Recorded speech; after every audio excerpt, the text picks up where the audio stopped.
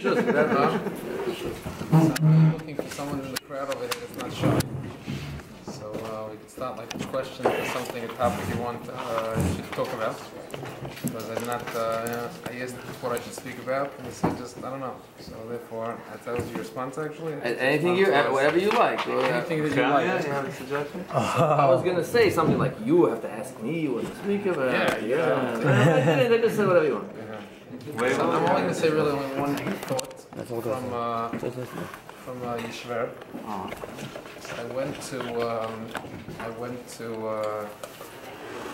They had this whole thing in Lakewood recently. They had this whole thing to get to pay Rabbeim more, and they try to get the parents in each school yeshiva to chip in to give their Rabbeim a raise. There's a whole movement.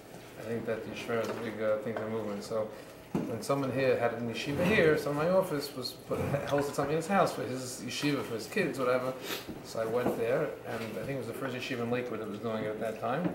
So the Ron Frochman came to speak, and this speech that he said really hit home, and I think that it's easy for you to hit home to you because you can remember it now while you're living in the Kaisel yeshiva. During the day you go out to work, so you're on your way out into the workforce, so you can remember the story the other way. So he says like this. He says, you all remember, he's talking about Lavatim then, he says, you all remember that when you're in yeshiva, remember when you're in yeshiva and you have your Rebbe there, your Rebbe is struggling, and you say to yourself, when I make money, my Rebbe, he's never going to struggle. And that balabas, and you get older, you go to this medish, you see Rosh Yeshiva there, he's coming back after a day and some bal was going crazy and turned him down and yelled at him and this. This guy thinks he's made a few dollars and he's going to say, Rosh Yeshiva, when I make money, Rosh Yeshiva's not going to have to go out. He says, I don't understand what happened. You went out to work, you guys. You went out. Which Rebbe is now living the same lifestyle you're living and you're remembering? You forget. So only one thing I can tell you while you're sitting over here. He said it then in reverse. Try to remember those days. The message to you is freeze this moment and say to yourself, now your hearts are opened up, it's warm, you're eating a hot cholent, and it's like you're listening. Remember these moments. You're going to go out, statistically, and be matzliach. Just remember the yeshiva here. All those thoughts you have. You're making money, the yeshiva's going to look like this. No, my yeshiva will be 5 stars and look like this. Freeze that moment, don't forget. On the way, because someone along the way is going to meet you. I see in the office by me, that discussed the one thing they did, discussed to train people to make a parnasa from straight out of yeshiva, and some people making literally, top person make over $3 million as a broker. And they get with the person is along the lines. Huh? Are you hiring? Yeah. And I wrote that something new, which is that's it, changing the whole world now. So at the end of the day, when I watch what happens is that this guy when he's nothing, no one talks to him. And I remember I had a guy working with me. He's making over $1 million a year. The guy came, when he came, he collected Kumpah Shabbos. He put my sukkah together the first year. I used to use the sukkah center. That year I didn't, and I had a problem that year the sukkah fell down the middle. So this way I give the guy parnasa. And I remember the Rebbe who got him in and called me to topple him. Yeah, like a few years later, I said, he's being honored. What happened to you? How can I not helping it? No, you know what my Rebbe did to me? Like, all of a sudden everyone else treated this guy nice because they sing him. He was with you when you were nothing. When no one looked at you, no one anything. Like freeze those moments and you remember as you go through what you're going through. So these are those moments where you're at. So I think really I don't really have an agenda. I think that I find that if someone says not shy, you can't be a group of shy people with this Rosh Yeshiva. So if someone wants to break the ice, a question, a topic, or something. Our label, take it away. Let's go. What do you want me to say? Huh? I'm not a speaker. Question. Okay, I'll ask a question. Oh. Do they respect in the business world someone that's a Ben Torah? So I'll tell you what they respect. I don't like to coin it as a Ben Torah, yeshivish, or fafra. Yeah, I wasn't whatever. prepared. No, I'm saying no. I'm not even prepared. I find that at the end of the day, they respect consistency in your religious beliefs. They respect someone who has a standard, and they say consistency to the standards. So like I say sometimes I have an issue because the way I was brought up, my father's tell was that, religion's a private matter, but respect each person's religion. So when I hire somebody, I say, what do you hold? You go to a meeting, and a lady's there, she shakes the hand of the banker, and the banker did. You shake hands on it. So everyone has their own das Torah. I don't have a company policy. So it's not so bad if I have okay, whatever you do. What do I do when I go to a meeting? And I shake a hand, and the other guy doesn't shake a hand. That gets very confusing. So you have to explain what you have to explain to. I find that the only thing that really matters is whatever you say your belief system is, that you follow, consistent. You can't have steers and show steers, and that's really the part that they want. And they respect with what you do. You know, Danny Lemberg is, no one can really figure him out. You know, I try to figure him out all the time. I tell him, I know you're recording, you go send him the clip. Like, you know. So yeah, he gets up to speak by, he's very big in Ar Sameach. Real quick. He's very big in Ar Sameach. So he does like his mentor missions, these sessions, and he gets up there.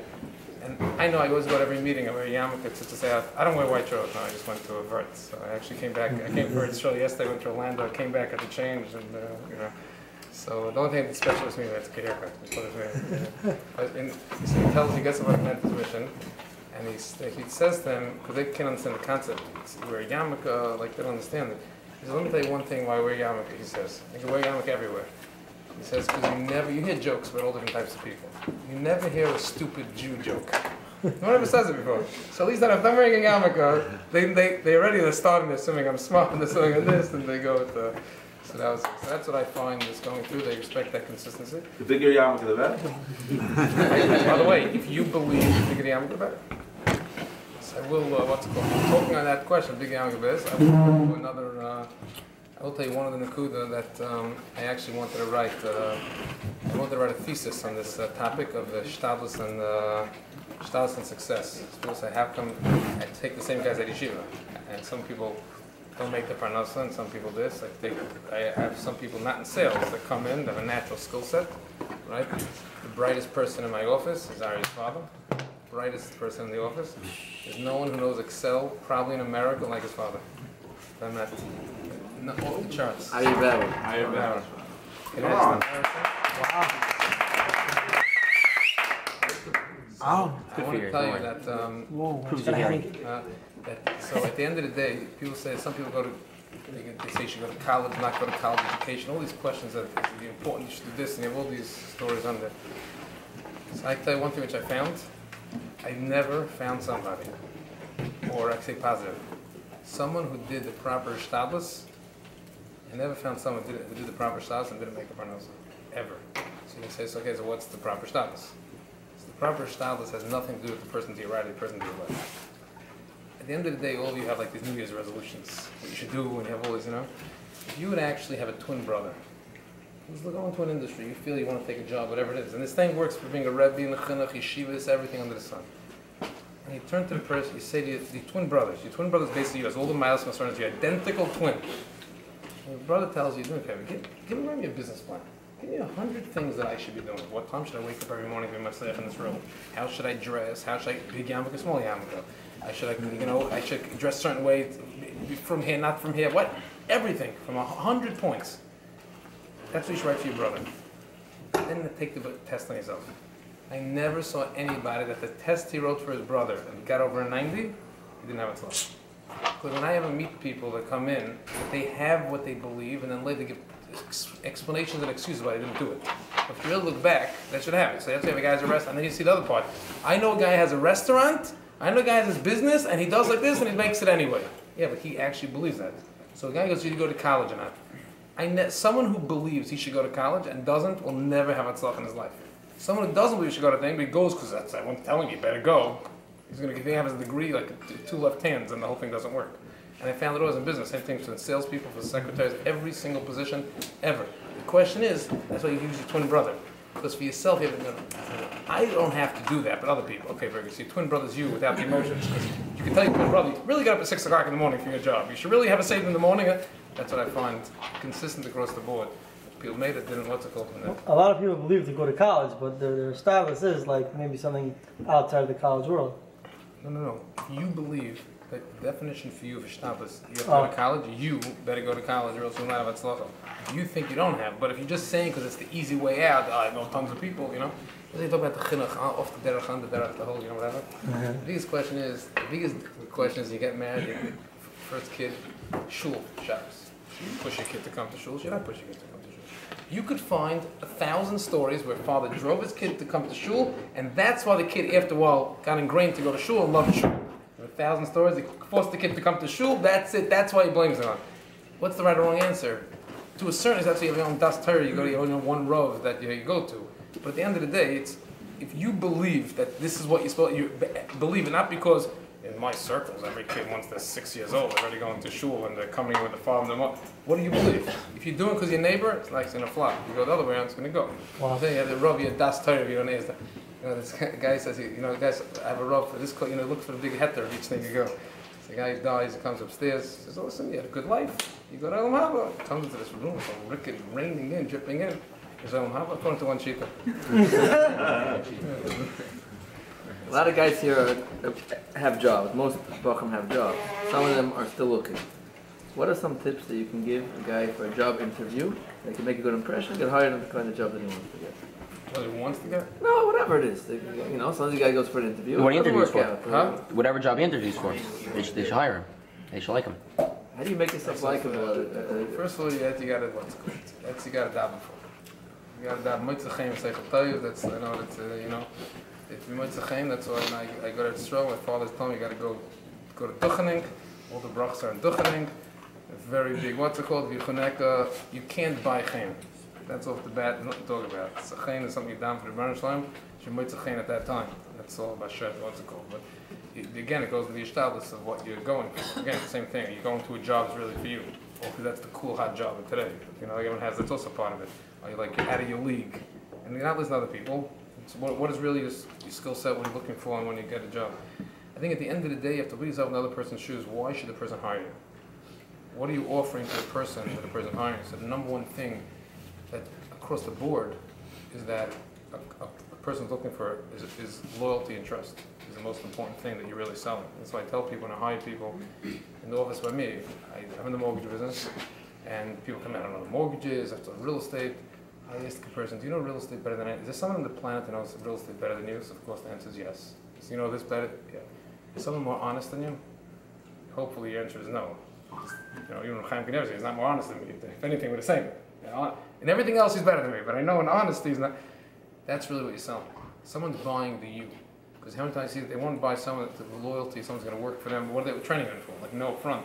That's the number one thing they're selling, is that they want someone that they could believe. They're going to put their koichas into you. The return on the investment is going to be is not that the minute that you learn the business, you're out. So some people go in with that mindset, and I have a guy who told me when I first went into business. The guy told me he was a lawyer. He hated being a lawyer. And one day he calls me. He was a lawyer and day and night working. He goes back to the Sishtadlis thing. And one day he calls me, but I'm no longer a lawyer. He became a partner in some real estate, whatever. He told me, let me tell you, he said, when I was a lawyer, I never let a client of mine know that I would listen to offers. Because then I'm always like working them stuff. They negotiate with me because they think, I might want to get. While I was the lawyer, I was a lawyer. It didn't work. But the minute I got an offer that matched, I couldn't have left the next day. So when people take a job, and they're really taking the job already thinking for the next step to go. One day I tell you, get yourself your first job, you got to work that job as if that's the only job you could get and your career is based around it. If you go for that, that's going to go. The piece that I could teach, I could tell all of you across the board, within a job, what you should really focus your energy on, the easiest part, is that everybody who makes money falls in one of three categories. You're either the rainmaker, they make the most money. The people who bring in the business make the most money. The people who make the second most money are the people who the rainmakers rely on. The people who make the third, everyone else, is called a replaceable part. Everybody falls in one of three. Either you're the person who brings money into that company, the person that the guy who brings the money needs you, or you're just another worker there. So it's not that it's a cheap thing to replace a part. An attorney is an expensive replaceable part. There's some attorneys, okay, I pay him $500 an hour, but if he's not available, I'll go to the next attorney for him. He's a replaceable part. There are other attorneys who set themselves up that you don't make a move without them. They're your trusted advisor. So there's a businessman who buys deals around who does real deals, and he relies on his attorney, doesn't make a move without him.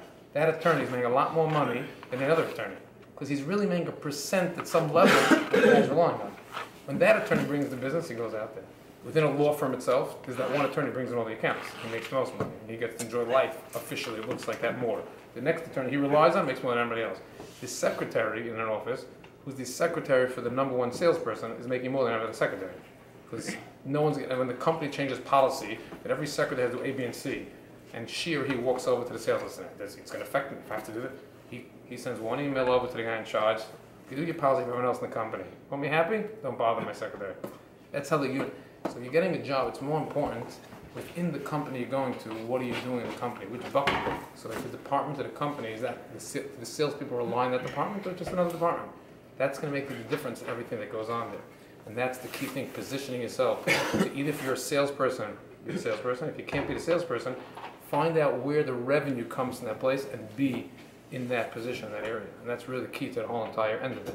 And knowing that if a person, when I hire someone in the office, and again, it's just a different philosophy that's in general that I could have from other I articulate it differently, but the reality is subconsciously, you're worth how much more the person you're working for could do because you're working for them. That's really the key to the whole thing, and that's what they're really looking for in a worker. That tomorrow morning, could you free me up so I could do more? And that's really ultimately what you're trying to do, trickled up. No matter if you're going to a company that has thousands of levels, can the person above you be able to go ahead and do more from there? So it's on the interview itself. That's what really they want to hear. They want to hear that I'm a student of business. I'm going to look to learn the business. I'm going to be loyal and devoted. I'm never going to mess you up. That's what they're looking for. That's why you meet a lot of people on the other side who have this like Amazon business, that have business. If you think about it, you ask them, why don't you expand? It's just, you know why he's not expanding? Because he's nervous. I'm going to teach someone, he's going to take my business away. So really, if they were to find that loyal person on the other side of the coin, that's what it is. So you have to know really what your skill set is. And at the end of the day, you're really a very good, solid worker. You're not the genius. You're not the creative person coming with ideas. You're not the salesperson.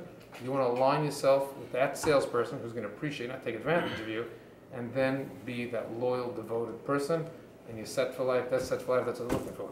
They don't want to lose you. They don't want to start again for somebody else. But that's your positioning. So sometimes it's tough. It's your first job.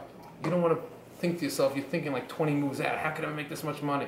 In every job, in every position, that's where the world changes. The most valuable job today is 2 points, is that you have to become an expert at something. That's what the internet did. That's really, if you understand what Uber is, what Uber really created, what's called, we're living in today, what's called a gig economy. So a gig is like you have a comedian. They're like all day long, how do you have a job? Hopefully there's enough events going on that he makes his living. He charges a lot of money for it. That's how he makes his money. He does 4 a week. A guy's a singer. He has a gig. He puts on a gig. He sings. So Uber, when Uber came out, they basically created a gig economy. The gig economy was that I have a car. You know, it costs $100 to go to Newark Airport because I'm going to Newark Airport. I'm coming back empty-handed. I need to make $100. They made fun of Uber. Now they're only paying $75 to go to Newark. It's not true. They're paying $150 to go to Newark. They found you a ride from. They set it up so scientifically that they'll always make sure you have a ride from here to there, 75 and 75 back. You made 150 for the trip instead of 100. But basically, you have to become an expert in one field in one area, and that's really what's going on. And the most common thing of becoming an expert today is data, because everything is driven today by data analytics. So someone who is more detail oriented, that's the biggest. With the people who have businesses the most nervous is to understand the data analytics, what's going on by data. How many people, they have analytics. Walmart and Amazon, the godless of them is not that the data, they know how to use the data. They have the weather change that's supposed to be icy, whatever today. They have statistics on a Thursday when it's scheduled to snow, what do people buy? And when you walk into Walmart, the whole store changes in front. It's not like it doesn't go now, it goes. Every business, you don't notice it, it's subconscious. That thing where it's real data driven. They don't just like shoot in the dark how they do things. Amazon, the same thing. They know every analytics of what you do. So the people involved in the analytical side end up steering the ship because they tell the boss, hey, you were going in this direction. You should run your business a little bit differently based on this information. But it all boils down to, in every position, can I trust you? If you do leave me one day, are you going to mess me up? Am I going to be messed up? That's what I'm looking for in any boss. Think what you would look for. In any business, you want to hire someone, what do you want? Someone you could trust. And if they did leave you, they're not going to take your business away from you. That's that. Most jobs are replaceable parts. Any salary-based job without a commission is a replaceable job. Correct. There's always a cap to what you're going to, one thing is sure, there's not always a cap. And it depends how much money the boss is making, but That's the answer. 100%. So at the end of the day, but to go back, is that, so first of all, there's no cap. you have to look at it differently. There's no cap. Like one thing I tell you, you should if you're going into a company, and the guy says I have a business, you definitely want to know there are a few people making the money in that company, or else there's no way you're getting this. So if your first job, you want one of two things. What you want, I just know what the boss wants. What you want, you either want a job that's going to pay you enough money and you can make the money you want to make, or you're going to learn a skill that will take you to the next step according to what you naturally believe is a benefit to you. The one benefit that you all have is that you have age on your side. You all have the ability, you need very little money in order to carry forward what you need. Most people, but that's why also the whole sin is changing about going out to work and what age people are starting to go out to work. I have in the last year more people applied for jobs in the office, single guys that are regular b'nai Torah. Just happens to be they can't sit alone longer. It used to be 5 years ago, if a guy came to work single, statistically there's something wrong. Now it's not like that. So the pendulum is switching, but you have the luxury, not starting behind the 8 ball, married with a few kids. You have the luxury to actually learn a business, and you could take a job that pays you almost nothing, where they're taking advantage of you. But you can actually go ahead and learn a skill if that's a skill you want to learn. Basically, you can go to college, go to college and get paid in effect to go get there. So I think, but at the end of the day, it boils down, like I said, the replaceable part. A replaceable part. Let's say in your mind you say, I want to get a job that can support a family and I want to make $150,000 a year. You want to be able to get to.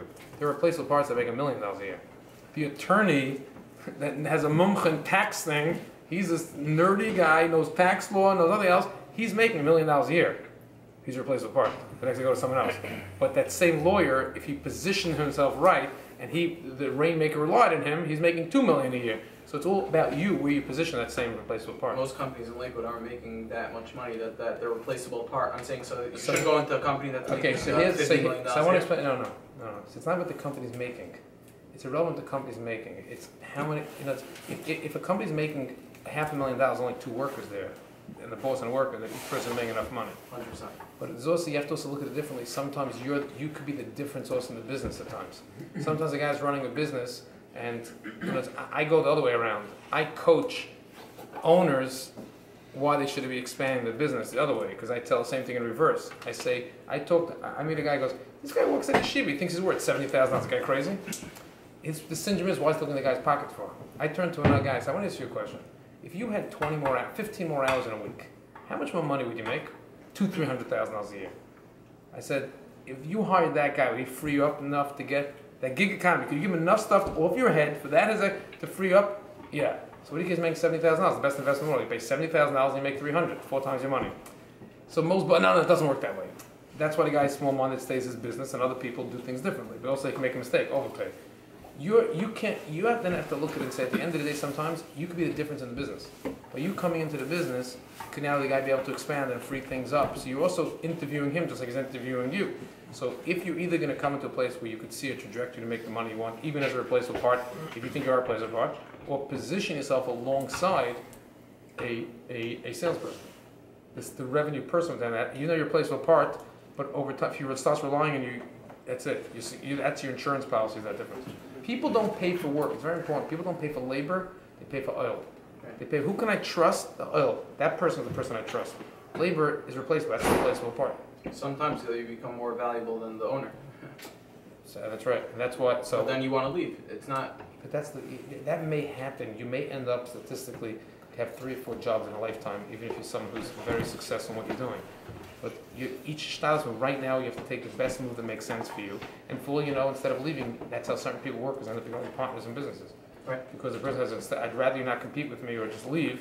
And I think together, I'd rather go 80-20 with you on the business. I give an equity stake of the business. Unfortunately, people don't, it's not, a lot of people don't find that I have a friend that just now, he wasn't trying to be dishonest when it came to, he was working for someone and he didn't want to be dishonest, but he felt that he was more valuable than the owner himself. I'm saying he wasn't. So what is it with dishonest? No, he had tons of experience. He had a perspective to the guy because he ended up learning. He was getting paid to learn, and then he went off on his own. I'm saying he didn't take the business from him, but he was able. I'm saying there's nothing wrong. There's nothing wrong with that. You're living in America. I see the boss. Like someone could work for me and decide he wants to pick up and leave. There's a mental way what you should be doing on the way out. But aside from that, there's nothing wrong with that. You had the other point. You're taking a job. When he took the job, the boss was more valuable than him.